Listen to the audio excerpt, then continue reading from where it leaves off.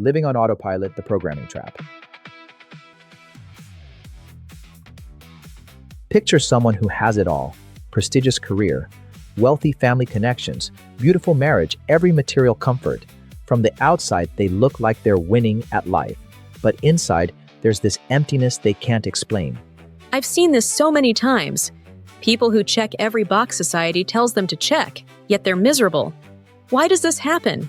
Because they've been living on autopilot, programmed by external expectations rather than internal truth. They pursued what their parents wanted, what society valued, what looked impressive to others. But they never stopped to ask what they actually wanted. So they built momentum in the wrong direction? Like they're on a train speeding toward a destination they never chose? Exactly. And here's what most people don't understand. You can't stop a train traveling at 300 miles per hour instantly without massive disruption. You have to slow it down gradually before you can redirect it. That's the challenge of breaking free from autopilot. What creates this autopilot mode in the first place? Where does the programming come from? It comes from what I call external noise: your family's expectations, society's definitions of success, your school's measuring systems, your workplace culture. All of these voices install programs in your mind like software, shaping how you see yourself and what you believe you should want. So we're essentially running someone else's operating system, living according to code that was written for us, not by us. Precisely. And most people never realize this is happening because the programming starts so early and runs so deep. It becomes their normal, their baseline, their automatic way of being. They think these conditioned responses are who they truly are. That's terrifying. How do we even begin to distinguish between our authentic desires and our programming? The first step is creating stillness. You have to learn to silence the external noise and quiet your mind. Only in that silence can you begin to observe your thoughts objectively and notice which ones actually resonate with your inner being versus which ones are just playing back someone else's recording. Let me give you a concrete example. Alcohol addiction. In many cultures, especially in Latin America and parts of the United States, alcohol consumption is so normalized it's practically invisible. It's embedded in family gatherings, social events, even casual weeknight routines. I see where you're going. The culture itself creates momentum toward drinking, and people don't even recognize it as problematic because everyone's doing it? Exactly. The momentum builds slowly over time. A drink at every social gathering, peer pressure to participate, families where drinking is just part of dinner. Before you know it, someone develops alcohol use disorder, but the culture around them doesn't see it as addiction because the behavior is so normalized. So the person is trapped in this vicious cycle, disconnected from their true self, using alcohol to escape the very disconnection the alcohol is creating? Yes, and here's the crucial insight. This applies to any addiction to external things, whether it's alcohol, material possessions, validation from others, or achievement. When you're disconnected from your inner being, you seek external solutions to fill an internal void. But nothing external can ever truly satisfy that need for authentic connection with yourself. That's why the wealthy woman in your example kept buying purses and taking luxury trips, but still felt empty. She was trying to solve an internal problem with external band-aids. So if someone realizes they're living on autopilot, completely disconnected from themselves, what's the path forward? Can they just decide to change everything overnight? That's the trap most people fall into when they wake up to their situation. They try to force dramatic, immediate change. But remember the train analogy. You cannot stop powerful momentum instantly without causing chaos and resistance. The change must be gradual. Why is gradual change so important? Doesn't that just prolong the suffering?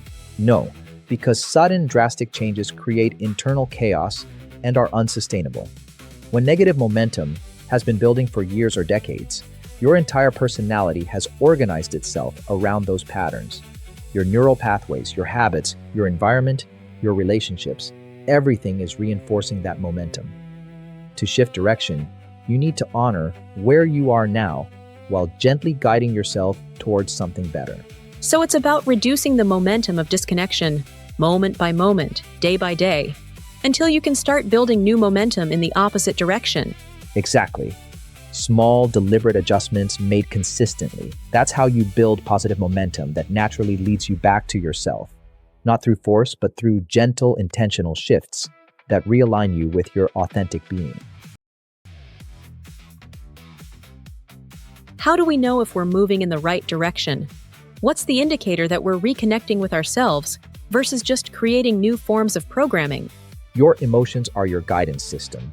Anxiety, anger, frustration, sadness, depression.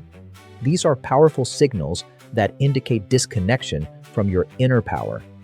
In contrast, feelings of happiness, fulfillment, wholeness, and joy are indicators that you're aligned with your authentic being. But wait, couldn't someone feel happy from alcohol or material things? How is that different? That's the critical distinction. Authentic positive emotions arise naturally from within without needing an external trigger. When you're truly connected to yourself, you experience joy and peace as your baseline state. External things might enhance that, but they don't create it. If you need something external to feel okay, that's a sign of disconnection, not connection. So a person who's truly aligned with their inner being operates from a place of calmness and tranquility? They don't need to harm others or escape their reality? Exactly. Someone connected to their true self never harbors negative opinions about others, never needs to harm anyone, and naturally operates from a state of peace. That's why the violent drunk or the bitter wealthy person are both examples of profound disconnection. They're so far from themselves that their behavior becomes destructive. Let's get practical. For someone ready to start reconnecting with themselves, what are the actual first steps? Start by observing the habits of people who already have what you desire. If you want financial freedom, study what wealthy people do differently. If you want inner peace, observe those who radiate calmness. Not to copy them superficially, but to understand the underlying patterns that create those results. Can you give me specific examples? What do successful, connected people actually do? They wake up with clear intentions for the day. They read books that expand their thinking and create new neural pathways. They track their progress and make adjustments. They exercise daily, which literally expands their electromagnetic field and makes them more magnetic. These aren't random habits. They're practices that align mind, body, and energy. So these positive habits create momentum in the direction of connection? They're not just about achieving external goals? Exactly. When you cultivate positive habits consistently, you enhance your physical well-being, clear your mind, and uplift your emotional state. These three aspects are deeply interconnected. When they work in harmony, through positive actions, you naturally unlock a deeper connection with your essence, with who you truly are at your core. This all sounds incredibly promising, but I have to ask, is this just positive thinking? Or is there something deeper at work here? This isn't about positive thinking or manifesting. This is about universal laws that operate whether you believe in them or not. Just like gravity works on everyone regardless of their awareness of it, the law of vibration is always operating. Everything is energy vibrating at different frequencies. So when I cultivate positive habits and thoughts, I'm literally changing my vibrational frequency? Yes, and that elevated frequency naturally attracts opportunities, connections, and circumstances that resonate with it. This isn't magic, it's physics. Your thoughts, feelings, and habits shape the vibration you emit, which determines what you draw into your life. This applies to everyone, everywhere, regardless of background or beliefs. And the opposite is true as well.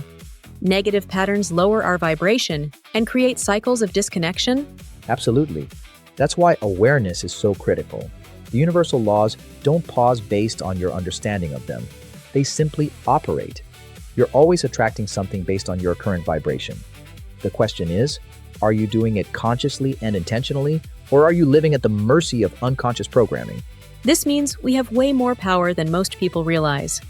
We're not victims of our circumstances. We're creating our reality through our vibrational state. Now you're getting it. By aligning yourself with positive habits and raising your vibration, you step into a life of greater joy, fulfillment, and purpose.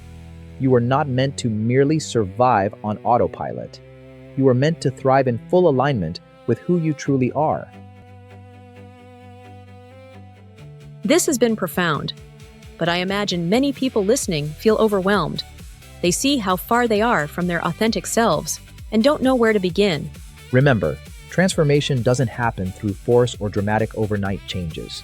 It happens through small, deliberate adjustments made consistently over time. You don't need to have it all figured out. You just need to take the next small step toward reconnection. What would that first small step look like for someone listening right now? Create 5 minutes of stillness today. Just 5 minutes where you turn off all external noise and sit with yourself. Don't try to fix anything or change anything. Just observe your thoughts without judgment. That simple practice begins to create the space where authentic connection can emerge. And from there, the momentum gradually shifts? Yes, day by day, moment by moment, you reduce the momentum of disconnection and build new momentum toward your true self. The journey requires patience, but through that patience and consistency, you rediscover your inner strength. You remember who you are beneath all the programming. And that remembering changes everything.